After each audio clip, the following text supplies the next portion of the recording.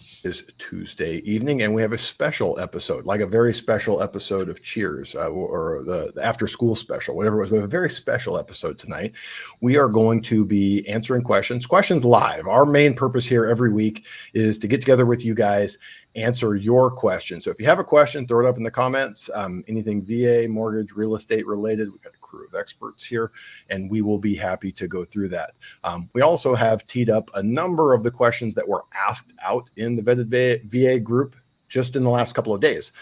Really good questions, give you some good insights. So if you guys don't show up live and ask enough questions, we've got a whole stream of questions we're going to answer tonight. If you are not a member of the vetted VA group out on Facebook, this is a really good view into the types of questions that get answered there. And then we also have, obviously, 3 vetted pros, 3.5 vetted pros here to go through all of this with you. So if you have questions, very specific, detailed questions that you want to ask, and it's not Tuesday night at 5 p.m. Pacific, make sure you're a member of the vetted VA group. Get out there and get your questions answered. So we're going to start. We actually do have one very good live question that we are going to start with. First, let me introduce my guests. We got Brandy Brickler, a loan officer out of Texas, Amanda DeBoard, a realtor also out of Texas, and Alexis Brown would like to tell you she's from California, but she is now a Memphis Tennessean. I don't know that Californians claim her anymore. We'll see. So we've got Tennessee, Texas, and California covered. And we talk to a lot of people in other states. So your questions are not geo-specific. We can get you the answer that you need. You ladies ready to jump in? Yep, let's go. All right, to our 2 realtors. Realtor Ray at eXp Realty would like to know, how are buyer's agents going to get paid? And this is a specific question in that VA has a guideline that says the veteran is not allowed to pay their realtor. Do either of you have any thoughts or insights into how this is going to play out? You want to go first, Alexis? All right. Can you guys hear me? I feel like I'm on a lag. Am I? No, you're good. No lag. We got you. No, your internet is great. Oh, wonderful. You have great internet, Alexis. It's very high speed. You're in high definition. And you are ready for the answer. Thank you. Okay. So, Realtor Ray, great question. The answer is that how are agents going to get paid? Well, geez, Ray, I'm under this impression. I'm not sure what's being put out by your broker, but here, what I've seen in by NAR is that commissions to be left off the MLS, right? So with commission to be left off the MLS, if you're interested in how you're going to get paid, then that's something you're going to have to ask the listing agent on the listing that you bring your buyer to. Hope that makes sense.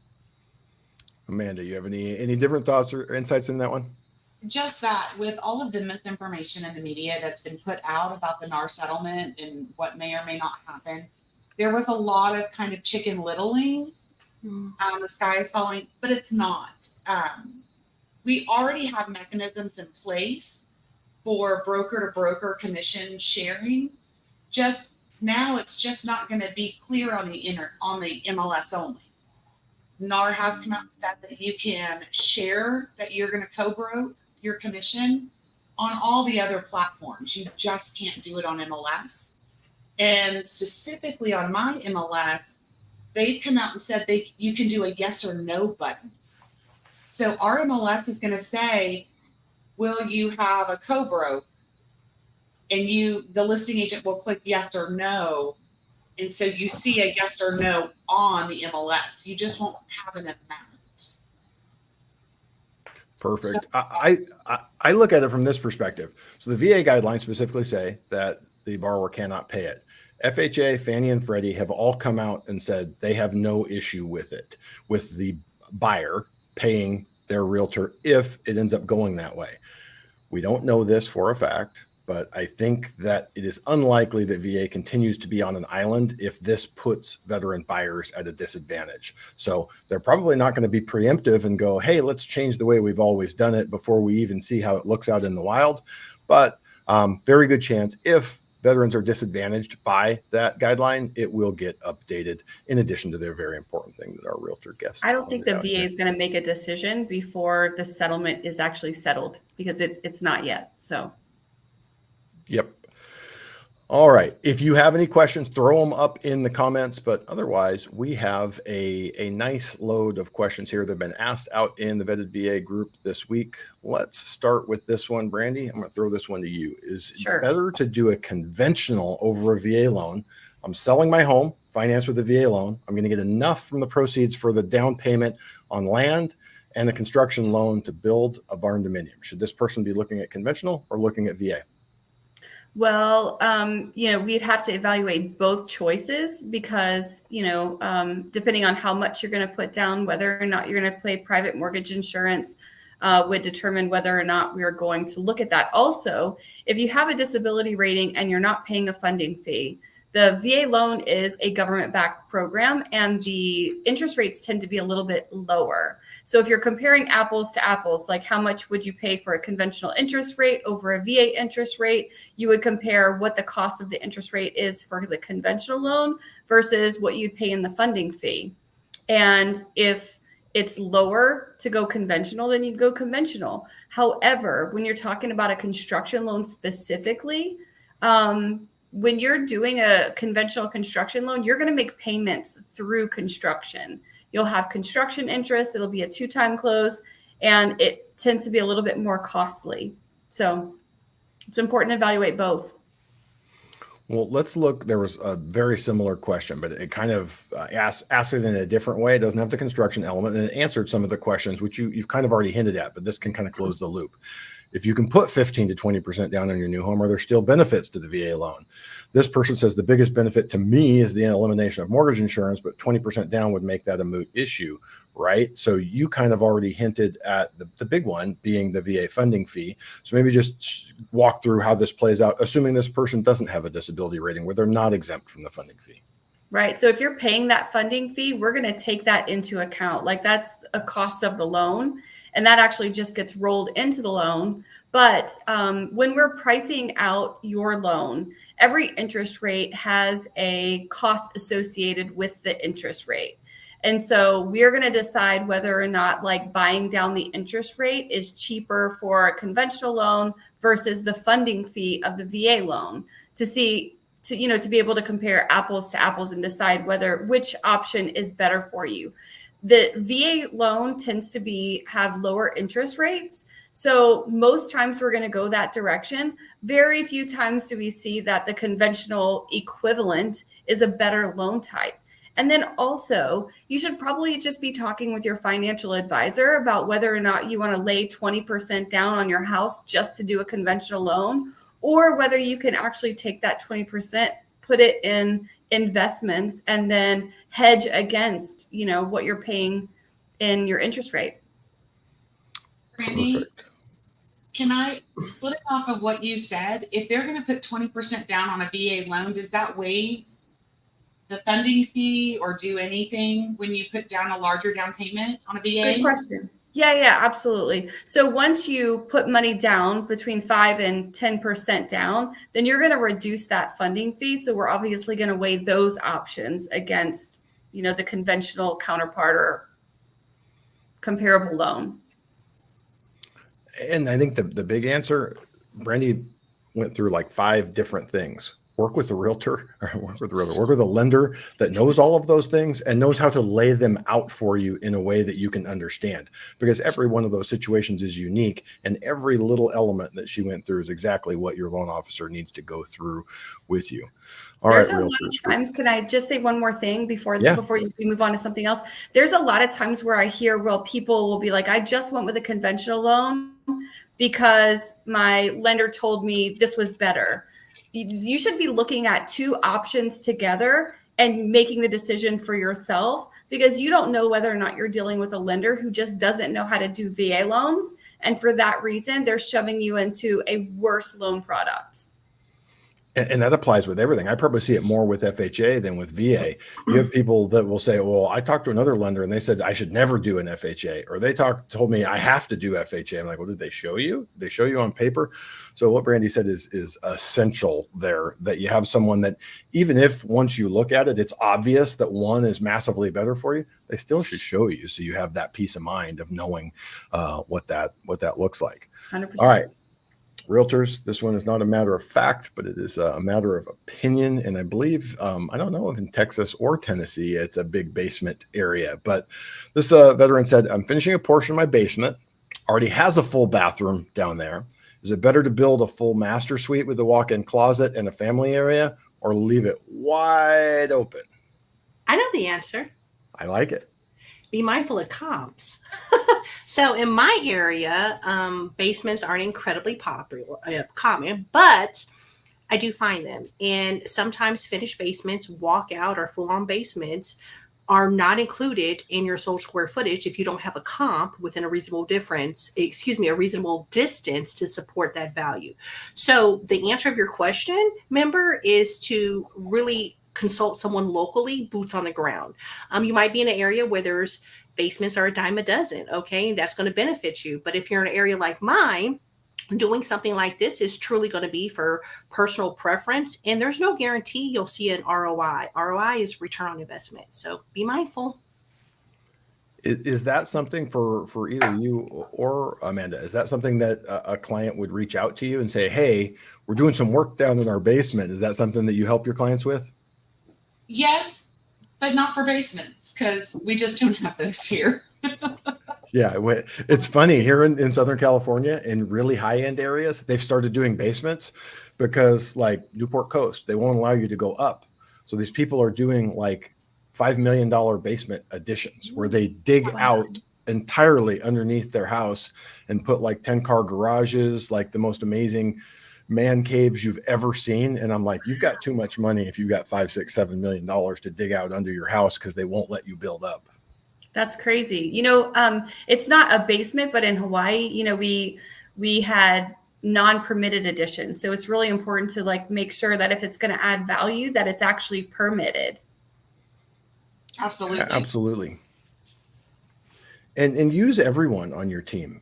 At that point, you're a homeowner. You have a lender. Talk to your lender. Talk to your realtor. Hopefully, you have a good relationship. Hopefully, they reach out to you periodically, and you have that type of relationship where you can get these questions answered. Got a good one here. My husband started the VA disability claim process. We see this a lot. More and more disabled veterans, more and more people going through the claims process. He separates July 24th, but we close June 14th. He should absolutely get 100% P&T. Can we get this waived after closing since he filed before separating? So basically saying that we understand that we're closing before he has a disability rate and we're going to get charged a funding fee. Can they get their funding fee refunded to them post-closing?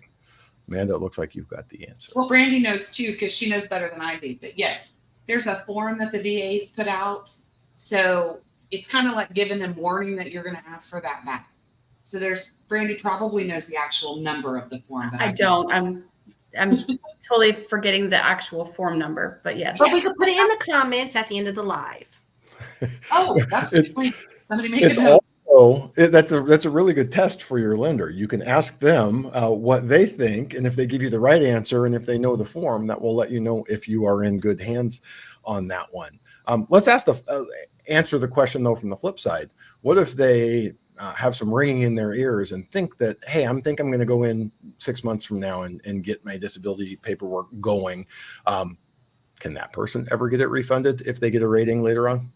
No, unfortunately. Oh, sorry, Brandy. Oh, no, we can go ahead. No, it has to be filed prior to closing. And that's essential. And it's funny.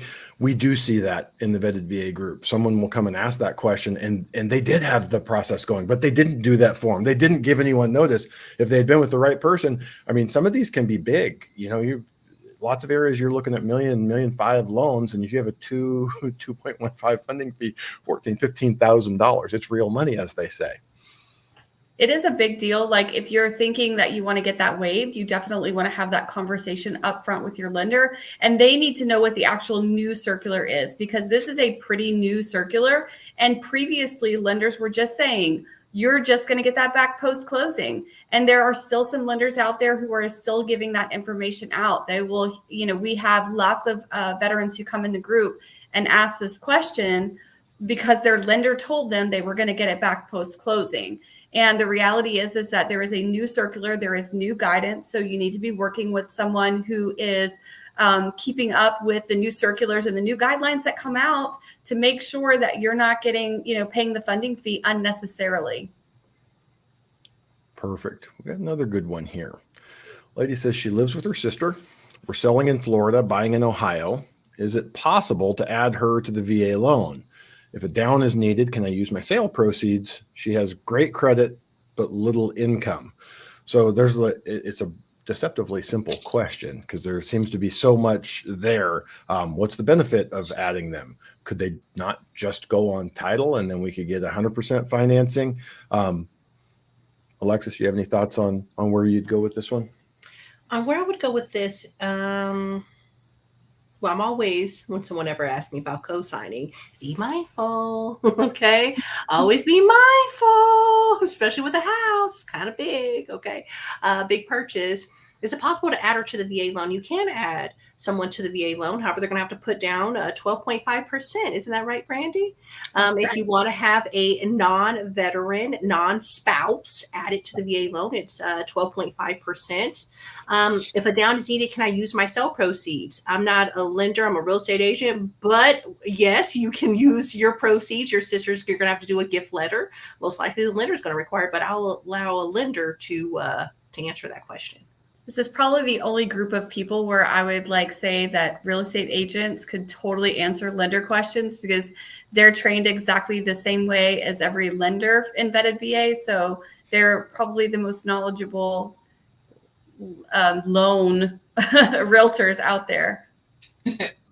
Especially about a program that is complex and is probably the most confusing to most realtors. Mm-hmm. Realtors that aren't veterans, aren't in the vetted realtor, haven't gone through the vetted realtor program and training, we get more misconceptions. I don't want to speak for you, Brandy, but I would say more misconceptions about the VA program among realtors than any other program. They come across FHA regular, they come across conventional, jumbo, DSCR, non-QM. It's this is really a blind spot. So I'm blown away every time we have realtors on and they're able to answer and go through accurately in detail on these. A thing that I always like to say on this, I even go through this when we have spouses, so not veterans. When we have two spouses, and I say, why do we want both of you on the loan? My wife is not on any of our loans. I qualified for them all on my own. She's an owner. She's on title. We can do that in this situation. If we want to use the sale proceeds and you get that as a gift and you want to put your sister on title, so she's an owner, but it sounds like she has great credit, so it's not a problem to put her on the file, right? But little income, not a huge benefit. So if we don't have the income, we have the VA loan where we can go to a real high debt to income ratio. I'm asking, why do we want to put someone's credit at risk? I almost, when I say it, I feel bad putting it out there that we're saying, but bad things happen. Like Alexis said, people have a falling out. They don't want to live together anymore. Two sisters don't like each other. You need to get out of here. But now we have a financial commitment together, and they still would if one was an owner. But for me, I don't want to put any more credit at risk than we need to. It's the answer is for the borrower to decide. But when I look at this, and I guess the last question, let's say they did want to do this. Let's say they needed both incomes. We have veteran sister, non-veteran sister. We need both incomes to qualify. They've got money coming out of that sale proceeds. How does that change the process, Brandy? Because it makes it a good bit more difficult than just a standard VA loan. Yeah. So like Alexis mentioned, it would have to be a 12.5% down payment for the non-veteran, whoever that is, right? If it's the sister or any other non-veteran, it has to be a 12.5% down payment. But one thing that I'm reading in this question where I'm, kind of thinking of ways that we could structure the loan was, if these two people have been if your sister has been paying rent or, to you for, and we can prove that she's been paying rent to you to live in your house for a period of time, then it's possible that we might be able to use that income as border income in purchasing the new house to help qualify without having your sister on the loan to begin with. And with this, it's called a split entitlement when we have a veteran and a non-veteran. The split entitlement still needs to go to the VA for prior approval, right, Brandy? Yes. So it adds some time. The VA is pretty darn efficient. Some people laugh when you say things like that, but they're pretty efficient. The few that I've done, it hasn't been a morass where we just go off into this black hole and don't find out. But especially in a purchase where a seller may just go, oh, I don't want this uncertainty of that additional approval. It's generally not a problem. Your lender is approving the loan and making sure it's dialed in before it goes over there, but VA does want to put their rubber stamp on it where they don't need to on most any other types. So this is my Texas specific question. I had to edit it for the banners. I had to remove the Texas part to make it fit. It's actually kind of a two-parter, so hold on. I'm going to add a second banner before we get to the answering. Spouse and I are veterans, so both borrowers, both owners, veterans. I thought we could get the homestead exemption, but told only one homestead exemption for married couples. So that's a piece of it. Then just muddies the waters here. My husband is 90%, trying to get 100% disability rating and 100% VA disability. And I messed this up. Are 100% VA disability property tax exemption the same or different from the homestead exemption? So for us in California, our homestead exemption is silly. It's like the tiniest little amount, not a big deal. But these folks are in Texas. What does this look like for a Texan? Are those two different things? Is one better? Can you do both? What does it look like? And how do the two spouses, both being veterans, enter into that equation? So as far as they're asking two different questions. In Texas, you have a homestead exemption and a service disability exemption. So they're two separate exemptions. If you live in your house, you only need one homestead exemption. So you qualify for the homestead exemption. Okay. And Texas actually just passed the $100,000 credit. So if you're valued at $400,000 and you have your homestead exemption, you're going to get valued. If your value is $400,000, they're going to take $100,000 off of that, and you're going to get taxed at that $100,000 off.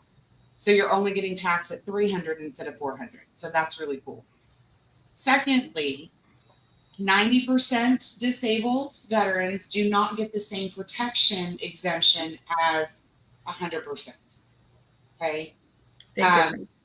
70 to 90, I think, Brandy, is it 70 to 90? You get $12,000 off the value before you get taxed. So if you had homestead and disability, it would be $112,000 off your value, and then you'd be taxed on that. Brandy's going to correct me if I'm wrong on that. No, you're good. Yeah. No, that's totally the way it works. Yes. Your property tax under the service veteran disability exemption is going to be 100% for the ad valorem taxes. There may be, even if you're 100%, you may still have some small taxes you have to pay because they're service taxes as opposed to like property taxes. Does that make sense?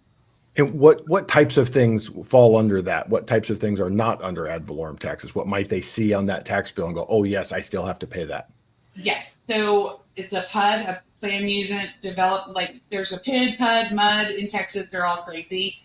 But typically when bonds have been taken out in a certain area to pay for things, those bonds have to be paid back. So that would be one of those specialty service taxing things. Typically, they're very small. Like, we're not talking about hundreds of dollars in additional taxes. We're talking, one guy had $15 a year. You know, it's usually very small amounts. So if you're in Texas, it extra pays. It pays everywhere to have that 100% disability rating, but it's a pretty big difference between 70 to 90% and 100% for you Texans. Yeah, it's like you could be 80% and it's not as good as 100%, right? You're going to get $12,000 off your value, or 100%. You're not going to pay those taxes, at all. It's a significant difference. But for this particular person, let's just say they're trying to get to 100%. Like, obviously you're going to purchase with a veteran who is funding fee exempt. So whoever has a disability, I don't remember if both of them do. And then you're going to file for that person's homestead, right? Whoever has the largest disability is the one you're going to file for. And then, you still could eventually, I guess, maybe buy another house and occupy that house and use the other veteran's disability, but you're not going to use both at the same time. Perfect. So kind of closing the loop for this one right now, he's 90% trying to get 100. That 100 is really important for this person. Very important.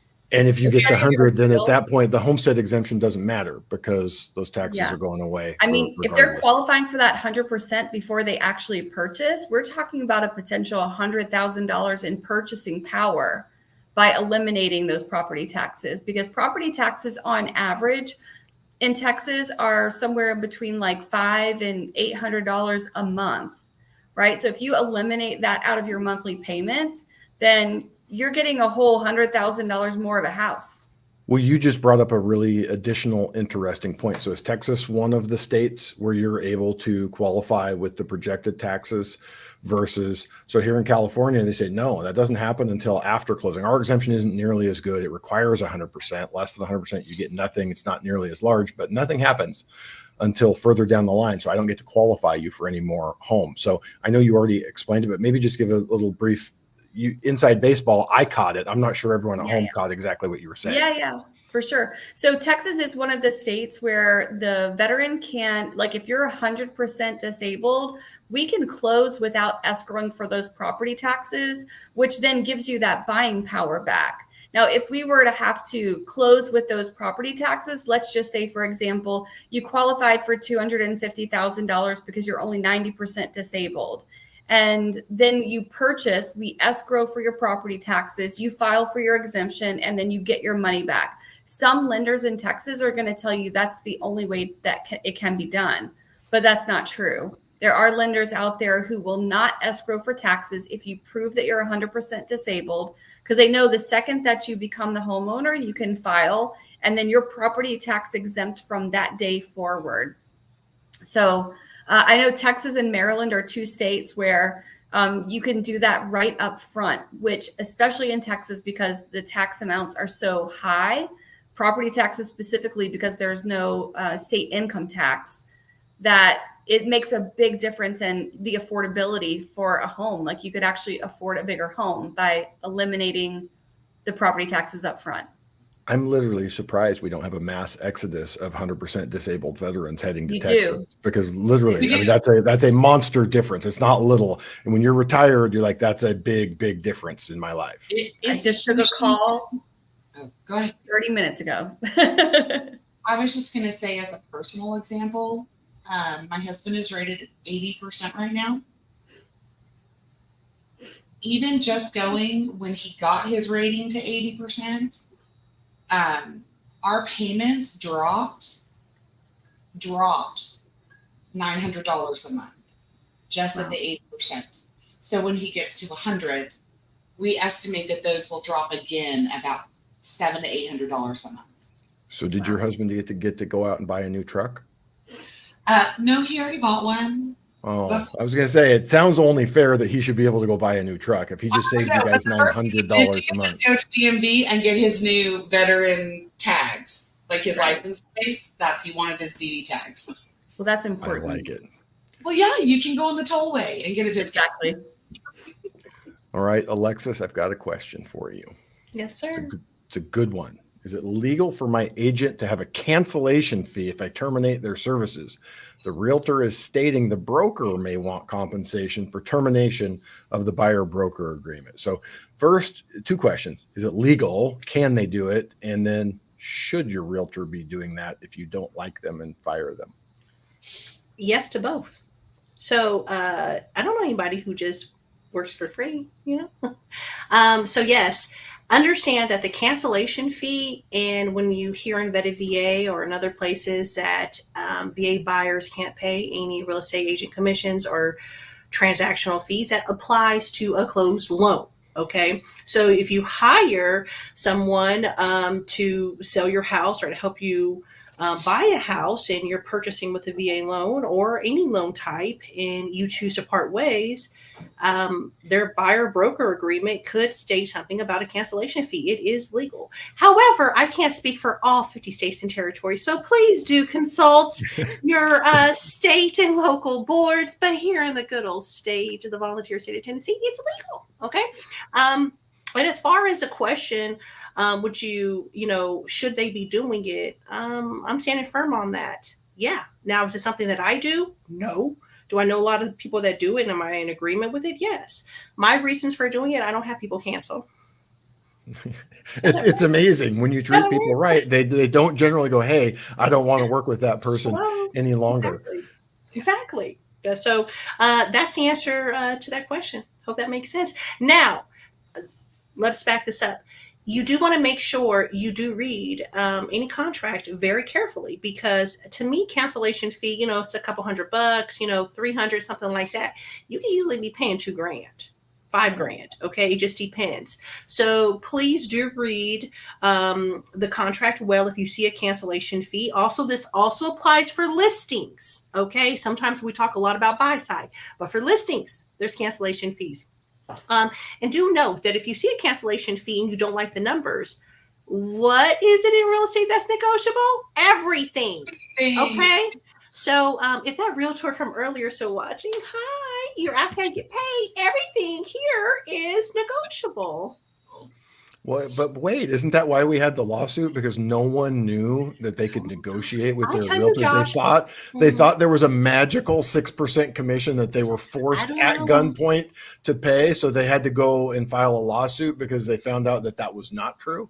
You're using very strong words, and don't put words in my mouth. I can only speak for me and how I run my business. Okay. So but she'll tell you exactly how you should run your business as well. Just FYI. But let's talk about a little bit of a piece behind that. Let's say that you have a buyer or a listing. You have a listing that you're 3 weeks into it. So pictures got taken, the house got spruced up. You've been out visited with them 3 times. And for whatever reason, they decide they want to cancel. Or the same couple has been in your car 3 weekends in a row. You've shown them 9 houses. Maybe just go through why it would be reasonable for a realtor to say, okay, I do deserve some compensation. I've done a job, and you're saying there's not. I'm not ever going to get paid for that. Either one of you, Amanda or Alexis. What are your thoughts on that? Go ahead, Amanda. So for me personally, I don't charge a cancellation fee. I don't want to work with people that don't want to work with me. That's my general feeling about it. I've been known to fire clients. Brandy will laugh. I accidentally fired myself one time. It happened. I did. I accidentally fired myself. But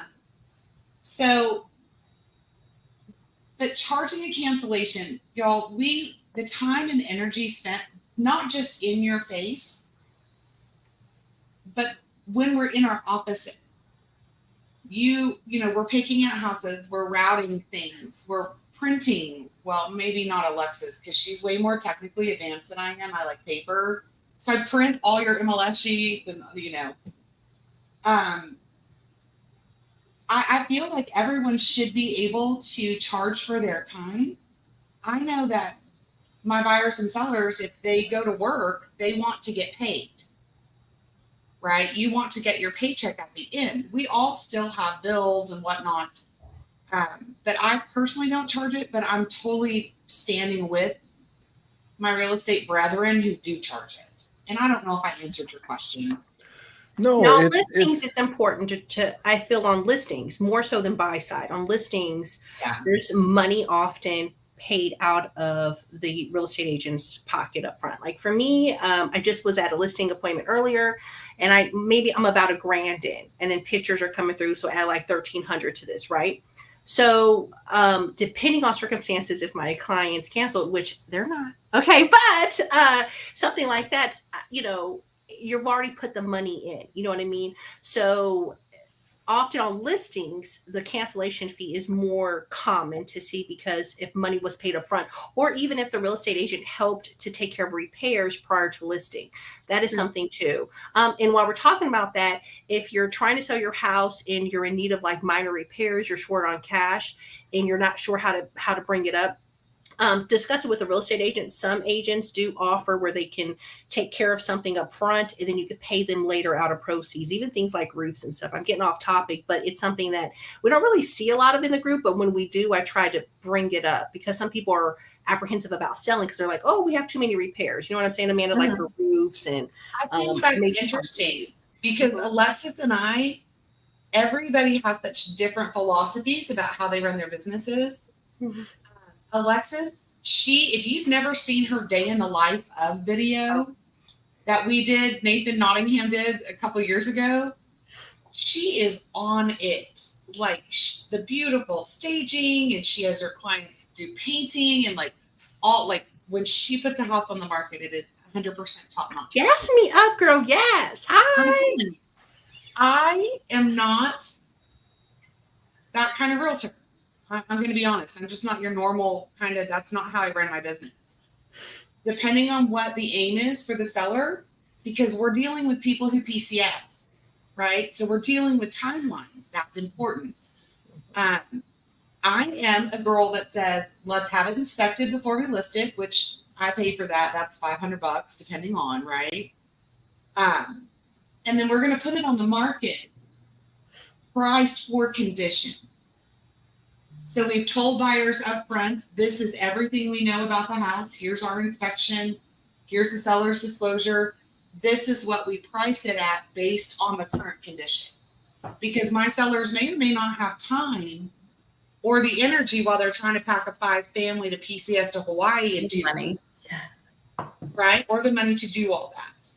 So every agent has a different philosophy on how they run their business. So that's something you should look at, especially as a veteran buyer and seller, when you're interviewing your agents. But yeah, Alexis, she's an amazing listing agent. Fabulous.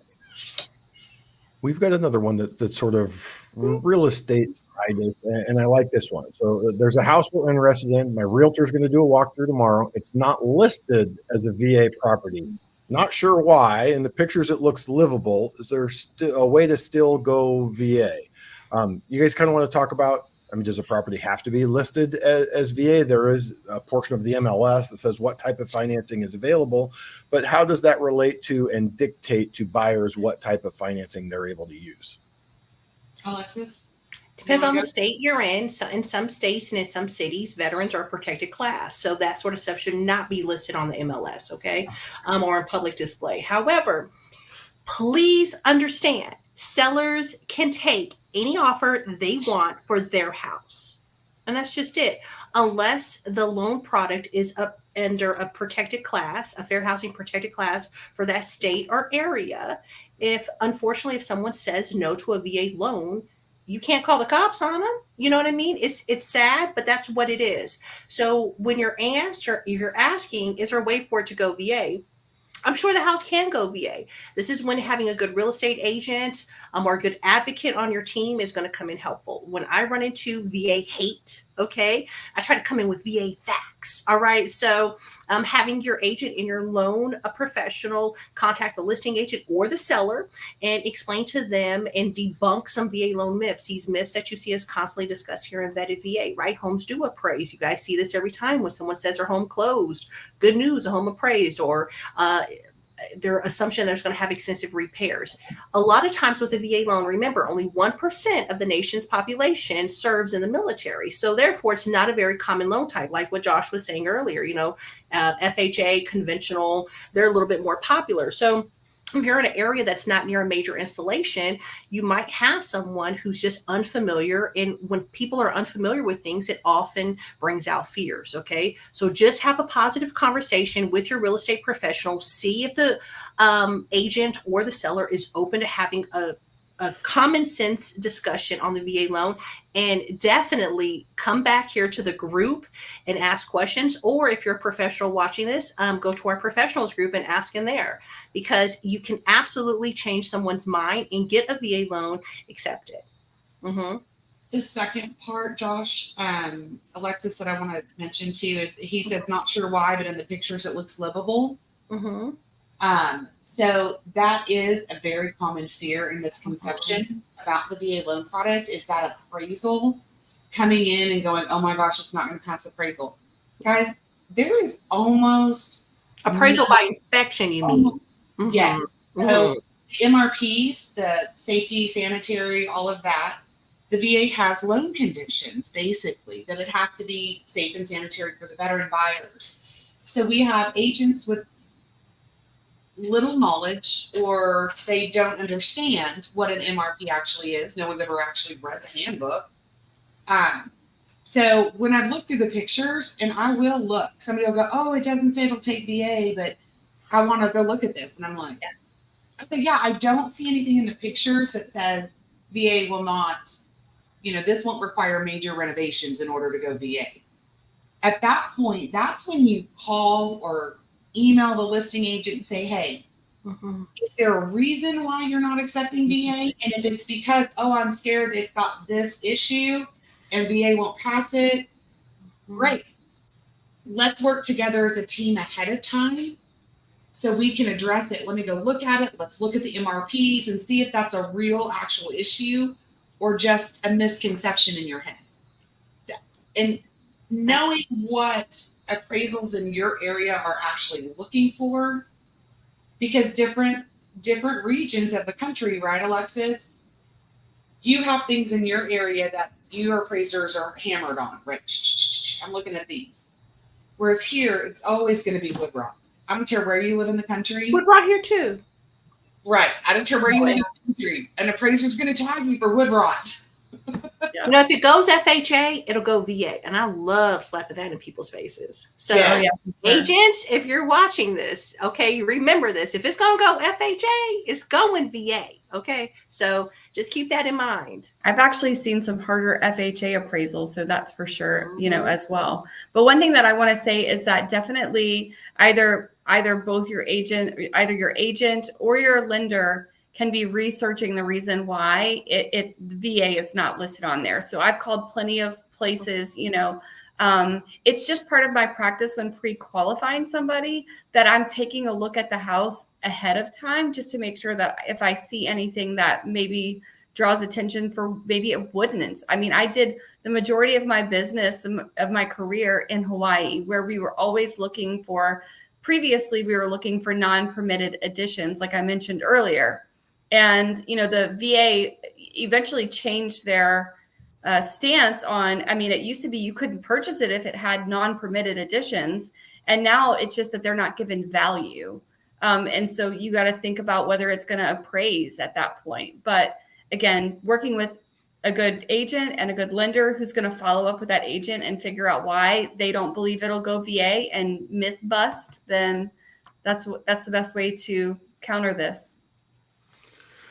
All right, Brandy, we're going to bore our realtors with a couple of refinance questions here. All right, cool. Let's go. When you're ready to do an IRRRL, do you have to use your current lender or can you use any VA lender? And then there's kind of a question behind the question. I've read that an appraisal isn't needed, but oftentimes the lender requires it. How many don't require it? So do I have to go back to my current lender? Can I go to any lender I want? And how likely are they to require an appraisal even though the VA doesn't require it? An IRRRL, that's just an interest rate reduction refinance loan. It does not require an appraisal. It is a very easy process. It is just literally probably like 5 to 6 pieces of paper. You can go to any lender. However, because you probably get tons of mailers. This is where we should talk about spam.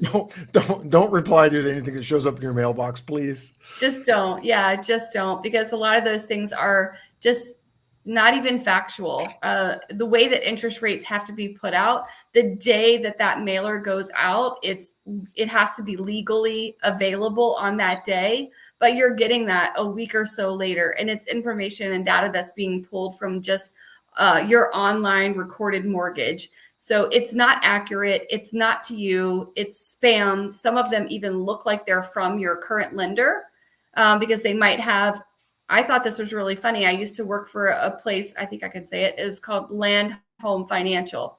And on the mailer to my client, it said Land HMFINL, which my clients were like, that's from you, right? Absolutely not. It's not from me. So it's important to look for that, but no to an appraisal. You do not need an appraisal for a streamlined IRRRL refinance. That's not a thing. No, you don't have to use your current lender. You can go to any lender. But if you're going to do just a regular refinance, that does require an appraisal. just sort of a follow-up on the mailer. I mean, the mailer is the big thing. I have a client, we closed like 160, 170 days ago. So if you closed about 170 days ago, rates could spike, rates could drop. You are going to get inundated with postcards and letters in your mailbox notifying you, it's public service, that you are IRL eligible. So when rates were at their highest about 2 weeks ago, we're getting up into the high sixes. My client calls and he says, "Hey, is this true that I'm IRL eligible?" I said, "Well, you will be soon." And he goes, "Okay, well, cool. These guys just called me. I didn't trust them. I wanted to talk to you, but they come back," and he says, "They told me I can do 5.75. I'm like, "Well, it's on the rate sheet. You have a $700,000 loan. Did you want to give me $20,000 of your equity for a 5.75 rate?" He's like, "No, I don't want to do that at all. That's why I called you." But a lot of people don't call. They just, whatever, the mailer showed up. These guys, it looks official. It looks like it's from the lender. So again, like Alexa's saying, her clients don't fire her. My clients call me. Brandy's clients call her because they know that we're going to give them the real answer there. I get a text message of the actual mailer so I can look at it. And sometimes I call. I don't know about you, but sometimes I call the number to check it out just to find out and see what they're offering, because the lenders, like per the VA guidelines, they can roll up to 2 points of cost of that interest rate into your refinance. And that could be very costly. So if you're working with a loan officer who actually, obviously cares about you and is going to keep in touch with you, and we're going to communicate for years. Hopefully this is not our only transaction. We're going to be together. We're getting married. We're going to be together forever. Real estate married. Right? Real estate married. We're going to get married. We're going to go, and you have me to talk to and find out whether or not that's a good idea. Like if you're going to PCS in, I don't know, 6 months, don't refinance. Don't do that. Yeah. Yeah. And just the way that works, generally, it's easy. If you're going to start a call center, is it easy to go find 50 good loan officers? No, but can you have 50 kids and get them an MLS license and show them, here's how you do a loan that doesn't require an appraisal or income qualifying? Fill in the dots, the blanks on this little worksheet and tell them what their new rate is. So you truly are getting to the lowest end call centers there are, whether it's an FHA Streamline or a VA IRL. We did have a comment earlier. James, I don't know if you are still around. If there is a question here, we'd love to hear what it is and get it answered for you. But just made a note here. Says, "I filed a claim for sleep apnea last year where the VA told me what I needed to file, but they turned around and told me I filed it wrong.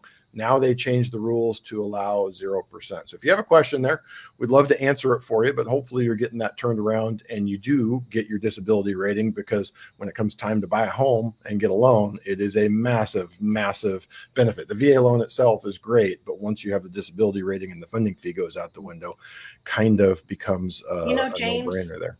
Sorry to cut you off, Josh. James, we'll message you after the live and give you recommendations of a few groups where you could get that question answered and some solid advice. Yeah. Not really our wheelhouse here, as we're dealing with just the VA loan in specific, but there are a lot of great groups out there. Mm-hmm. Perfect. All right. We got a couple more questions. We're going to stick with the refinance theme here. So a unique feature of the VA loan is you can do a 90% cash out, 100% cash out with some lenders. But does anyone have experience with a 90% VA refi, specifically the appraisal? You hear rumors that VA appraisers come in low, just looking for feedback from folks who've had experience with this. So Randy, again, maybe just walk through the uniqueness of VA cash out and what you can do loan to value wise. And then we can all talk about our experience with VA appraisals and why they are absolutely the best and greatest appraisal process you will ever have. And anyone that tells you differently is ignorant, and I'll fight them if they say. So tell us about the refi. Yeah. So for the cash out, I mean, obviously you can take some cash out of your home, and the lender is going to require an appraisal. That's super important. But the loan to value that the lenders will allow for the VA cash out is pretty significant. It's a little different here in Texas, just because we have some laws here. So you're not going to be able to do a VA cash out here in Texas. We have just weird laws when it comes to cash outs. They're weird. But anyway, so if you cash out of a VA loan, it's no longer going to be a VA loan. It's actually going to be a Texas 50A6 loan. And then Texas also requires that you keep 20% equity in your home. So it's a little restrictive, which is the reason why it's not done that often. But other states, it's a great way to take money out of your home for renovations. However, like obviously with rates the way they are, it might not be your best option or cheapest option to cash out. I just want to put that out there. Just because you might be able to get something like a HELOC, which is a home equity line of credit, which does not mess with your specific rate. So if you got a really good interest rate on your home, you're probably not going to want to cash out to do some renovations. You're probably going to want to get a home equity line of credit and do those renovations with that because it's going to be a little bit cheaper. And as far as appraisers pulling value is not arbitrary. Like where they get their value is not arbitrary. Like they have to come with facts and data. So, the appraiser is appraising what your market value is. And you could argue with their opinion because it is an opinion of value. They do have to bring the data to support it. And I think it's important that we people talk about VA appraisers like they're a special brand of alien, like they come from another planet and they're only doing VA appraisals. They're exactly I'm sure there is an appraiser out there that really only works with the VA because that's their preference. Most of them do every type of appraisal. It's not like one day they show up and they go, I'm a VA appraiser today. As Amanda said, we have the minimum property requirements. That is an additional thing that they have to do. But it's not all that different and it's better. And we've covered it 9,000 times on the show, so we won't do it again today. But that VA appraisal process, it just is. It's better than any other option out there. I think that there's always, I've lived in a couple of markets where there is that one VA appraiser that everybody talks about. And like obviously the Veterans Administration does keep data. So if you really feel discriminated against in your appraisal, then you can let the Veterans Administration know just so it's on file with them. So those negative reviews or whatever start stacking up, and then maybe that appraiser won't be. But I've seen appraisers go 10 years in a market where everyone complains about him, but he's still a VA appraiser. And the reason why is because he's really good at his job and he really believes that he's doing the right thing per the VA guidelines to do it. So you could not agree, but perpetuating that there's that one VA appraiser that is just going to mess everything up for you is just something that's perpetuated in real estate among people who are just not educated and have never just had a face-to-face conversation with an appraiser who really believed in the value they were giving. Perfect. Well, we like to keep these at about an hour. We're at 52 minutes. So I've got one good lender question left and I've got one good realtor question left. So we're going to tee all of you guys up before we get out of here. Now I just got to go back and find my good realtor question here. Now, this is Vetted VA Live. So I know you guys deal with people that are not veterans. Maybe focus on answering this question from a VA perspective. Does it change this at all that someone's asking this question that they're going to be using VA financing? What if both the seller and buyer choose not to use a realtor? What are the pros and cons if you're using VA financing? I don't think that VA financing does it really affect it? Not really. I mean, it doesn't really affect it whether you're VA, FHA, conventional, because what you don't know is what you don't know, regardless of loan type.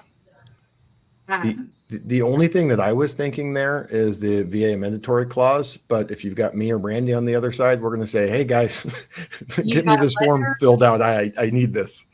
Right. What's the pro and con for them or for me? Yeah.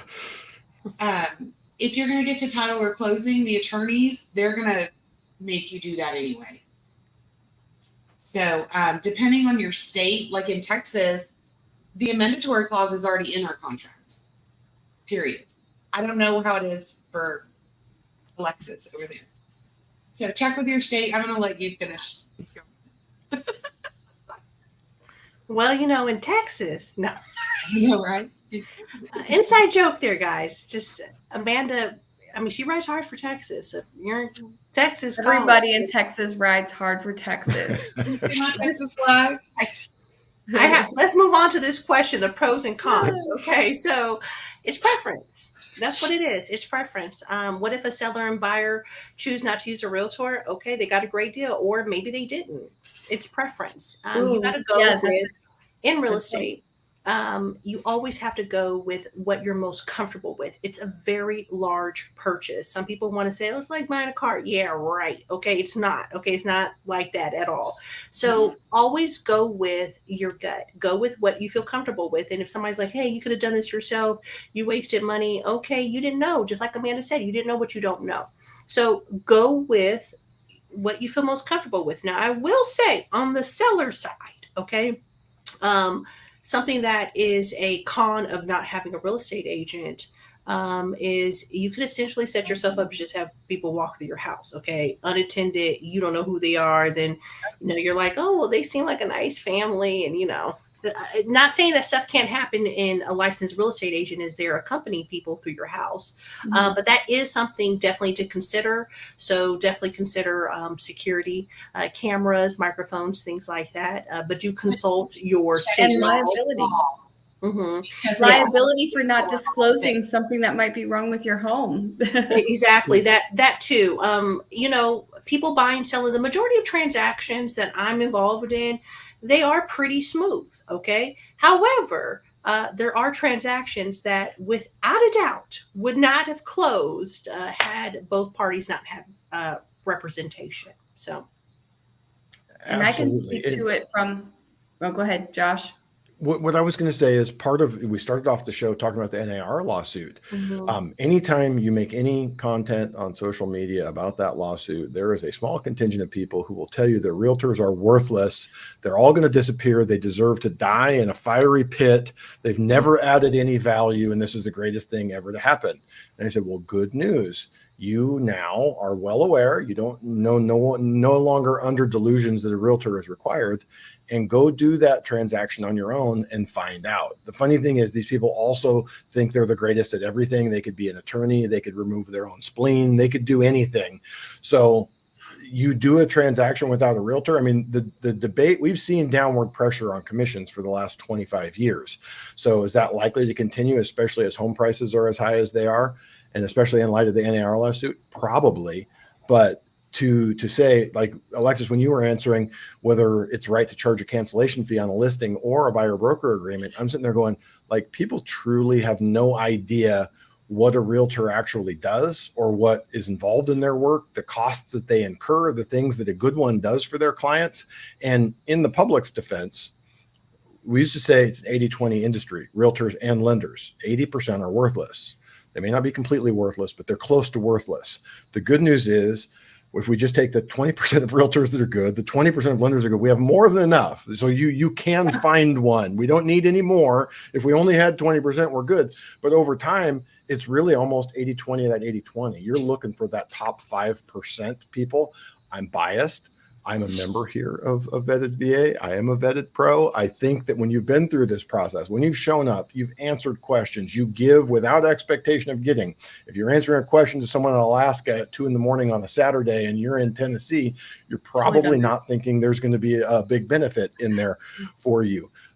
So it just, whenever I hear people bashing on realtors, I go, you know what? This is that person that if you look up their Google reviews, they only leave 1-star reviews. They're just mad at the world. They want to tell everyone that everyone else is worthless.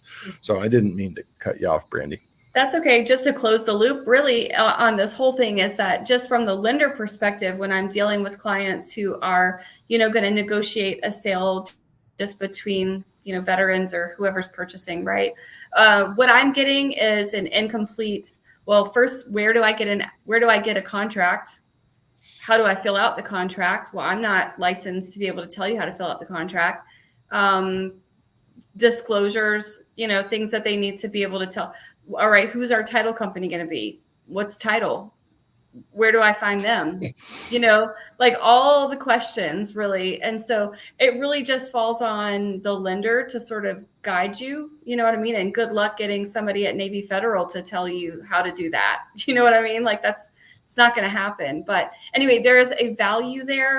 However you decide to do the transaction is how you decide, but there's value there in someone guiding you in the transaction. Absolutely. The big benefit, what's the big pro? Hey, I save money. The cons is a longer list, and probably none of them in and of themselves are big enough to offset that cost. But when you add up 25 of those things, it's a Yeah. balance, and you got to make up your mind on what that looks Yeah. like. Well, it's Well, also okay if you don't want to negotiate with a stranger face to face. Sometimes what I've learned is people are intimidated. You know yourself, okay? And it doesn't mean you're a punk or something because you're like, I don't want to talk to this stranger, but you also got to kind of be able to stand 10 toes down firm on your price. All all right, it takes. last lender question of the night, and we will wrap this up. So, Brandy, I've heard the VA loan has no minimum credit score, but I was told I don't qualify because I have late payments and a low score. What's the truth here? Yeah, so the truth is that the VA does not have a minimum credit score for qualifying for your VA loan. That's just, it doesn't happen. However, you can't have a low credit score or no credit score and then also not be able to prove your credibility as far as like repayment. So the lender is going to look at, if you have a low credit score, we're going to look at why you have a credit score. Basically, whenever we pull a credit report, it talks to our automated underwriting system and tells us whether or not you qualify. That's how we determine whether you qualify. Those two reports talk to each other. And if we can't do that, you can still get a VA loan, right? But we're going to downgrade your loan to what's called a manual underwrite. And when you have a manual underwrite, then our pool of lenders gets a little bit smaller for which lender is going to accept a lower credit score. And then from there, they're going to have a cap on your debt to income ratio. And they're going to have a cap on how many late payments you've had in the last 12 months. So it's not just, your credit score. We can get past the low credit score obstacle. But if you generally cannot prove that you are a credible borrower, then really that's what the lender is looking for. They're not looking for a minimum credit score. They're looking for a credit qualified borrower. The interesting thing on that is the internet is a wonderful thing. We're here on YouTube answering questions. You can find answers to the 10 or 12 things that we put up, but it is also the same social media medium that if it bleeds, it leads. You want to get clicks. So if you look at a lot of the VA videos, you'll say VA, no max loan amount, no minimum credit score. Is it true? Well, it can be true, but in the real world, there are guidelines. Okay, you have a low credit score, you got to meet X, Y, and Z. So, and that's the same with all loans, FHA, USDA. You see people make these videos with these crazy claims where they've picked the one thing that could be true, but isn't likely true. So, ladies, I appreciate all of the knowledge and wisdom shared tonight. This was a little bit different. We've never done just a long list of questions from the group here. So enjoyed it. I'm glad you guys were able to get the answers out there. And I believe next week is our last week of the rotation. So we will be back with another group of vetted pros covering another topic, which escapes me right now. But again, appreciate the three of you being here. Appreciate all of you watching, and we will be back next week. Thanks, Josh. Thanks, guys.